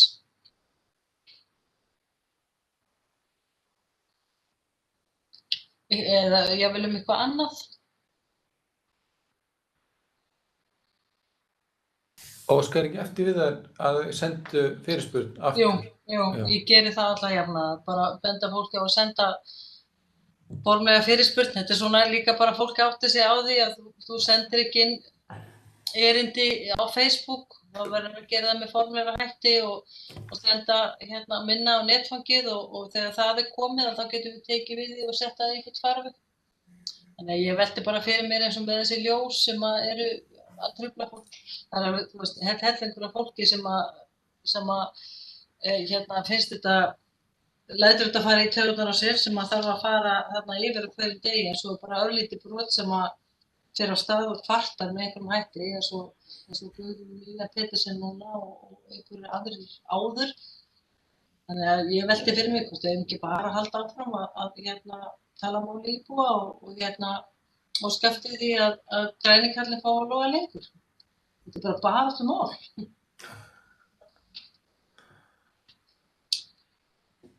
Heyrðu mig, þá heyrist mér Það getur ekki flókið, sko. Því að, sko, þú veist, þetta er bara einhvern veginn svona bara rosalegu, sko, stífni í kerfinu. Þannig að, sko, þessi ósk er náttúrulega mjög réttlát. Þannig að ég skil ekki, sko, þessa stífni. Af því þetta snýst þetta öryggi og þannig er ofsalega, sko, margfarin, sko, göngu leiðir yfir götuna, skiljiði. En það verður náttúrulega, má ekki gefast á uppgátt þessu. Já, nákvæmlega, og þetta er meðal annars út af samspilinu við vegagerðina. Og þau hafa eitthvað að segja og eitthvað svona, sko, en þess bara vera grundvallaratriði ef fólk bara næri ekki með nokkru móti að komast yfir. Og ok, rýmingatíma og allt þetta, en það skiptir máli fyrir börn og þá sem eru viðkvæmastir í umferðinni sem eru þá börn og fólk með fötlun og fleira. Að bara þú réttnar út á götuna þá komið grænt, það þetta ekkert öryggi í því. Þannig að það er ekkert sem þetta er allt mannanna verk og það er ekkert okkið í stein. Þannig að það hlýtur að vera hægt að breyta þessu. Kannski við bókum þetta 10 sinnum. Gefum sem ekki upp. En það er allavega, ef það kemur inn erindi með tölvupósti að þá bara fjöllum við þetta enn og aftur.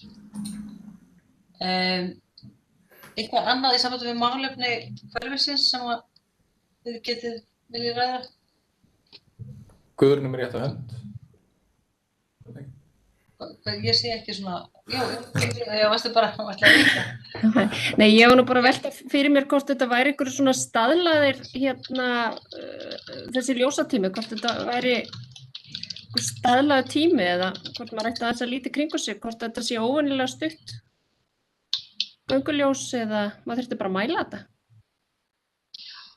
Kann þetta alveg? Já, það er já. Ég er svo algjörlega sammála viðkomandi að þetta maður hefur oft séð eldra fólk alveg á hlaupum og ég tala um bara börnin okkar að fara þarna yfir.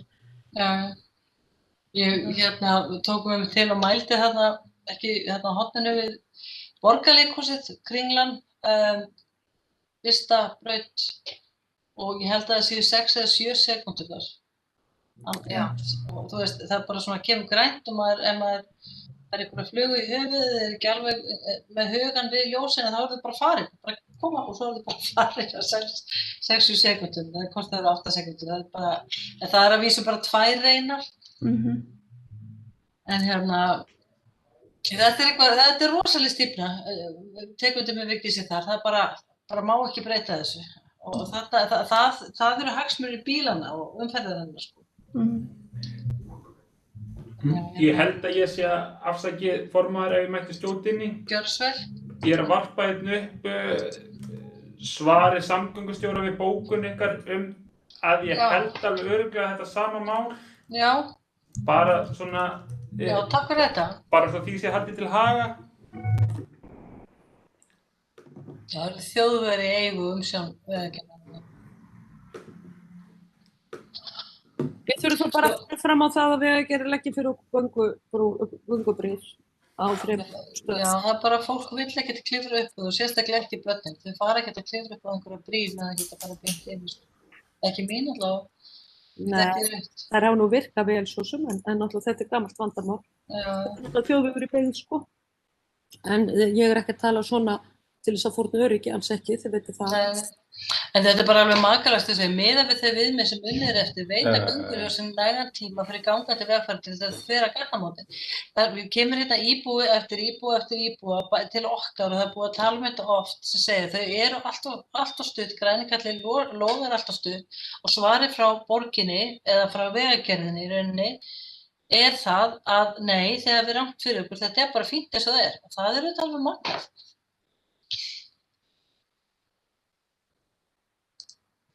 En hérna, já, ég er kannski bara spurningir að halda áfram á mótmælum þessu.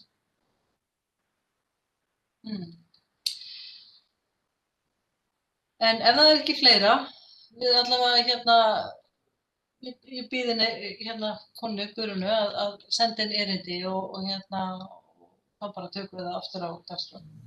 Þetta brennur á fólki. Ef það er ekki fleira sem fólk vil koma á framfæri, þá ætla ég ekki að slíta fundi því ég er búin að vera að slíta alltaf oft. Ég ætla ekki að slíta fundi en fundadagskrá er lokið og þá förum við yfir í liðin hérna klárum fundagerðina. Má ég,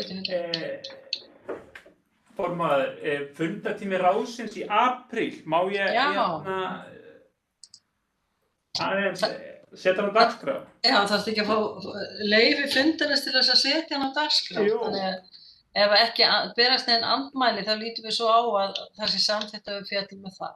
Já, fastu fundatími í apríl ber upp á frídegi og ég og Dóra voru svona búin að leggja einhver dröga niðri dagsetningu og hugmynd sem við hefum allavega voru 2 sátt við var viku síðar þann 29. apríl klukkan 4. Þannig að hérna, leggst það þokkalega í mannskapin eða hvernig fer það í ykkur? Ég bara samþykki það. Fengt hér. Já, sama hér. Já. Samþykki líka. Ekki ætlum við að fara að hittast á sunnudaginn 1. Einn tími.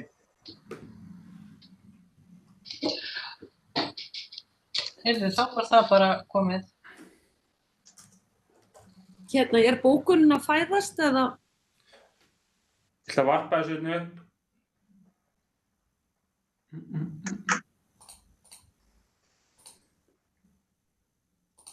En af því hún nefndi sumardaginn 1. Dóra, þá tók hann það náttúrulega ekki fram hann Haraldur sem að mér finnst að þið þurfi að vera afskaplega stolt af Kringlumýri og það eru rosalega góð tengsl og mikið samstarf milli þjónustumiðstöðvarinnar og Kringlumýri að við höfum séð þessa hverfishátíð á sumardaginn 1. Sem er einstakt fyrir hverfið. Þetta er alls ekki, ég held að þetta sé bara ekki nokkur hverfi með þessum hætti. Og svo taka þau líka virkan þátt í velkominverkefninu sem að þið hafa fengið kynning á. Það er alltaf fulltrúi frá frístundaheimilinu á fundum. Og ef það er unglingur þá kemur fulltrúi frá félagsmiðstöðinni. En það er alveg ofboðslega gott starf niður í Kringlumýri, algjörlega til fyrirmyndar. Já, algjörlega. Og í sambandi við hverfaskip. Og hátíðin okkar hefur alltaf borið af sunnudaginn 1. af öðrum hátíðin, en það er ekki fyrir út af hérna COVID og það er svona spurning hvað gerist núna. Já, já. En í sambandi við hverfaskipulagi þá tók ég virkan þátt í því þegar það var verið að kynna þetta. Þetta var ofboðslega góð vinna þarna árunum 2015 til 2017. Bara haldnir stóri fundir og krakkarnir bjuggu þessu módel til. Og það kom alveg fleiri 100 miðar. Ég er svo spennt að sjá hvernig þau ætla að vinna úr miðunum sem að fólki íbúarnir settu fram. Það var ótrúlega virkni. Gaman að fylgjast með þessu. Þetta snýr svo mikið af félagsauði. Þetta er ekki bara eitthvað skipulag. Þetta snýr og bakhópurinn við íbúaráði, til dæmis eins og þessi tengslalistar, það kemur allt út frá þessu hverfaskipulagi. Ég sammála því með félagssjóðinn.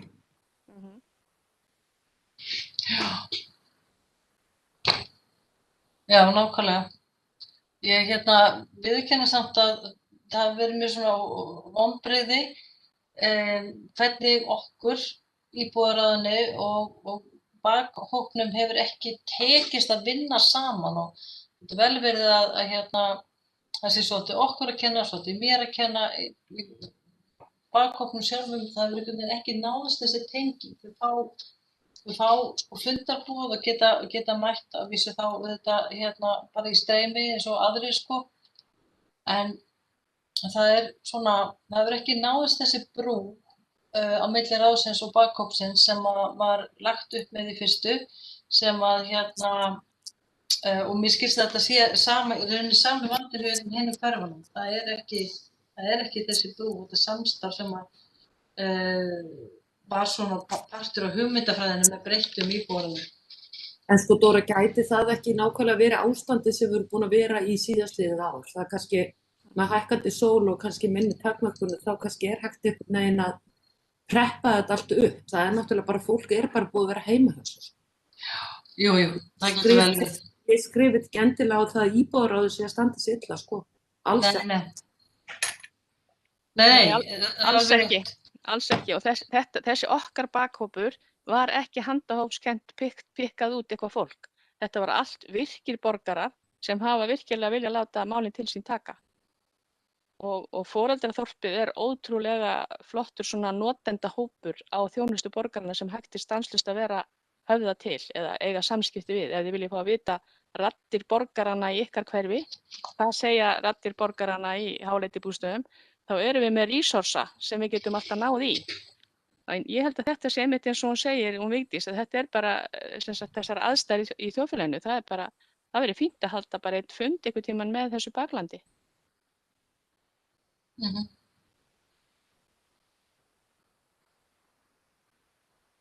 Já, nákvæmlega.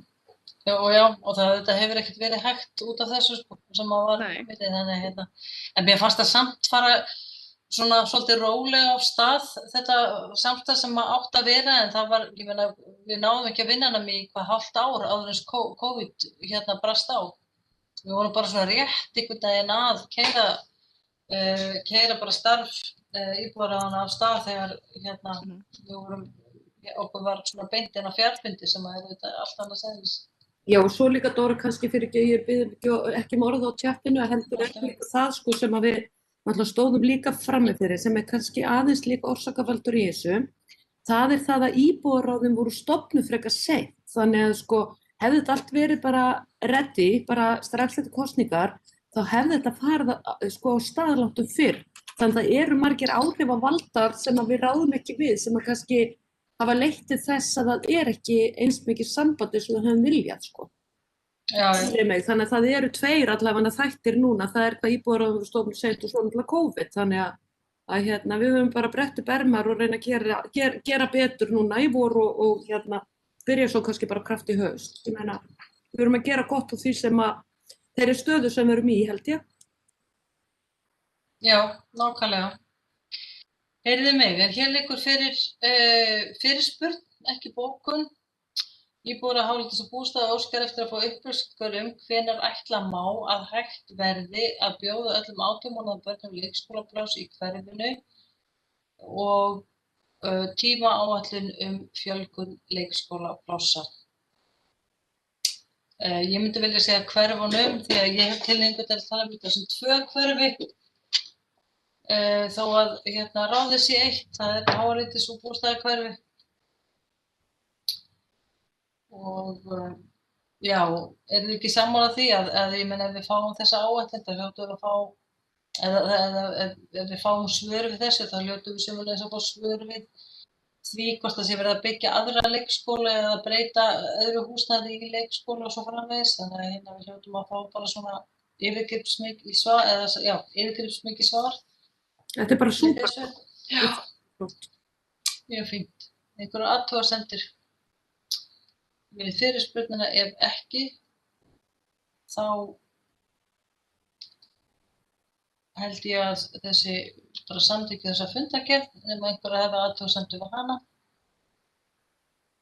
Já, hún bara svo við séum myndi allt á hreinu, þá hún hérna hausinn, annars var þetta tiltölulega basic. Já, ekki einfalt. Eru allir sáttir? Já. Samþykkt. Samþykkt. Þarf eitthvað að segja að ég sitji þarna fyrir Aðalbjörgu eða? Nei, það þarf ekki. Nei, ok. Hérna, ég tilbúin til að sleppa ykkur að línunni ef þið lofa að svara staðfestingapóstinu mínu hratt og vel. Gerið það. Þá slít ég fundi, Heimir, það ekki? Fyrir mitt leyti, þá það í lagi. Þá slít ég fundi með því fororði að það næsta sem þið gerir að svara óstunum hans Heimis og samþykkja fundagerð með því að hafa nafnið ykkar, númer á fundi og dagsetningu. Takk fyrir fundi.